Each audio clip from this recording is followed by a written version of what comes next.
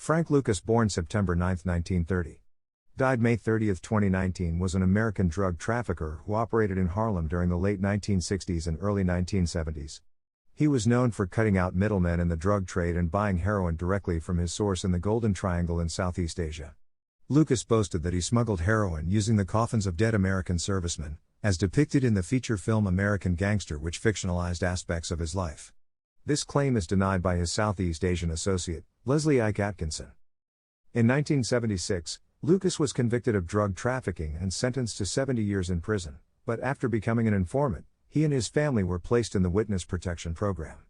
In 1981, his federal and state prison sentences were reduced to time served plus lifetime parole.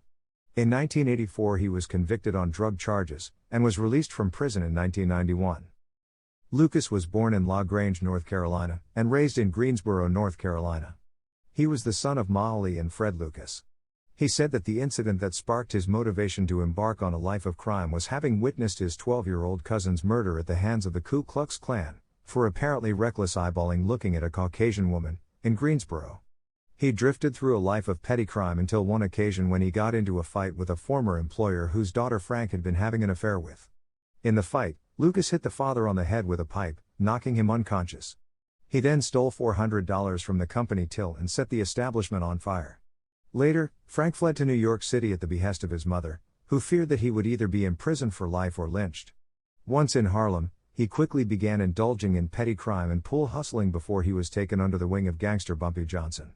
Lucas' connection to Johnson has since come under some doubt. He claimed to have been Johnson's driver for 15 years, although Johnson spent just 5 years out of prison before his death in 1968. According to Johnson's widow, much of the narrative that Lucas claimed as his actually belonged to another young hustler named Zach Walker, who lived with Johnson and his family and later betrayed him.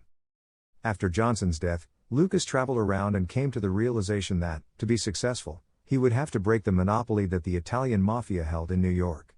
Traveling to Bangkok, Thailand, he eventually made his way to Jack's American Star Bar, an R&R hangout for black soldiers. It was here that he met former U.S. Army Sergeant Leslie Ike Atkinson, who was from Goldsboro, North Carolina, and married to one of Lucas' cousins.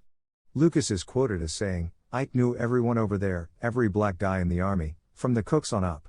When interviewed for a New York Magazine article published in 2000, Lucas denied putting the drugs among the corpses of American soldiers. Instead, he flew with a North Carolina carpenter to Bangkok and he said, "We did it, all right, ha ha, ha. Who the hell is gonna look in a dead soldier's coffin? Ha ha ha. We had him make up 28 copies of the government coffins, except we fixed them up with false bottoms, big enough to load up with 6, maybe 8 kilos, it had to be snug. You couldn't have shit sliding around." Ike was very smart, because he made sure we used heavy guys' coffins. He didn't put them in no skinny guys' coffins. However, Atkinson, nicknamed Sergeant Smack by the Drug Enforcement Administration, has said he shipped drugs in furniture, not caskets. Whatever method he used, Lucas smuggled the drugs into the United States with this direct link from Asia. Lucas said that he made $1 million per day selling drugs on 116th Street, though this was later discovered to be an exaggeration. Federal Judge Sterling Johnson, who was the special narcotics prosecutor for the city of New York at the time of Lucas' crimes, called Lucas' operation one of the most outrageous international dope smuggling gangs ever, an innovator who got his own connections outside the US and then sold the narcotics himself in the street.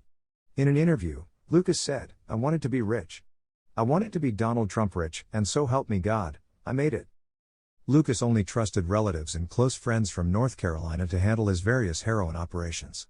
Lucas thought they were less likely to steal from him and be tempted by various vices in the big city. He stated his heroin, Blue Magic, was 98 to 100% pure when shipped from Thailand. Lucas has been quoted as saying that his worth was something like $52 million, most of it in Cayman Islands banks. Added to this is maybe 1,000 kilograms, or 2,200 pounds of dope on hand, with a potential profit of no less than $300,000 per kilo. This huge profit margin allowed him to buy property all over the country, including office buildings in Detroit and apartments in Los Angeles and Miami. He also bought a ranch of several thousand acres in North Carolina on which he ranged 300 head of Black Angus cattle, including a breeding bull worth $125,000.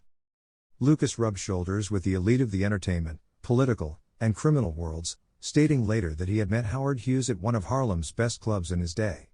Though he owned several mink and chinchilla coats and other accessories, Lucas much preferred to dress casually and corporately so as not to attract attention to himself. When he was arrested in the mid-1970s, all of Lucas' assets were seized. In January 1975, Lucas' house in Teaneck, New Jersey, was raided by a task force consisting of 10 agents from Group 22 of the U.S. Drug Enforcement Administration and 10 New York Police Department detectives attached to the Organized Crime Control Bureau. In his house, authorities found $584,683 in cash. He was later convicted of both federal and New Jersey state drug violations. The following year he was sentenced to 70 years in prison. Once convicted, Lucas provided evidence that led to more than 100 further drug-related convictions.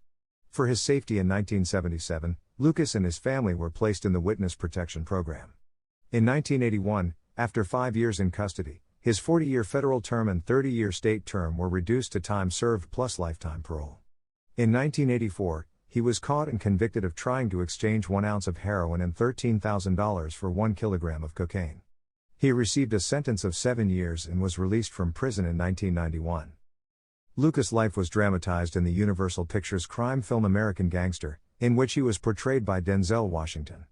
Lucas was often on set during the filming providing advice on how he carried his gun, for example.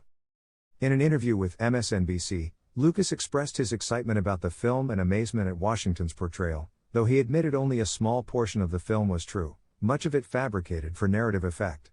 In addition, Lucas's former defense lawyer Richie Roberts criticized the film for portraying him in a custody battle while in real life Roberts never had a child. He also criticized the portrayal of Lucas as a seemingly noble individual. Judge Sterling Johnson Jr. described the film as 1% reality and 99% Hollywood. In addition, Johnson described the real-life Lucas as illiterate, vicious, violent, and everything Denzel Washington was not. Former DEA agents Jack Toll, Gregory Korniloff, and Louis Diaz filed a lawsuit against Universal, saying the events in the film were fictionalized and that the film defamed them and hundreds of other agents. The lawsuit was eventually dismissed by U.S. District Judge Colleen McMahon.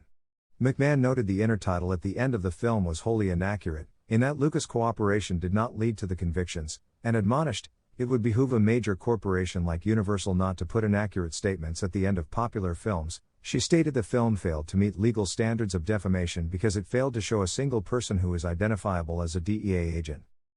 Many of Lucas' other claims, as presented in the film, have also been called into question, such as his being the right-hand man of Bumpy Johnson, rising above the power of the Mafia and Nicky Barnes, and being the mastermind behind the Golden Triangle heroin connection of the 1970s. Ron Shepsick, a Lucas biographer, said there was no evidence to confirm Lucas' claim that he once used coffins to ship heroin. Associated Press entertainment writer Frank Coyle noted, his mess happened partially because journalists have been relying on secondary sources removed from the actual events. Lucas' wife, Juliana Ferre Rodriguez, was also convicted for her role in her husband's criminal enterprise and spent 5 years in prison. After she was released, the couple lived separately for some years, and Ferre moved back to Puerto Rico. However, they reconciled in 2006. They were married for more than 40 years. Lucas fathered 7 children, including a daughter, Francine Lucas Sinclair, and a son, Frank Lucas Jr. Lucas Sinclair entered the Witness Protection Program with Lucas in 1977 and has since started a website, Yellow Brick Road, containing resources for the children of imprisoned parents. In his last years, Lucas was confined to a wheelchair due to a car accident which broke his legs. Lucas died at the age of 88 on May 30, 2019, in Cedar Grove, New Jersey.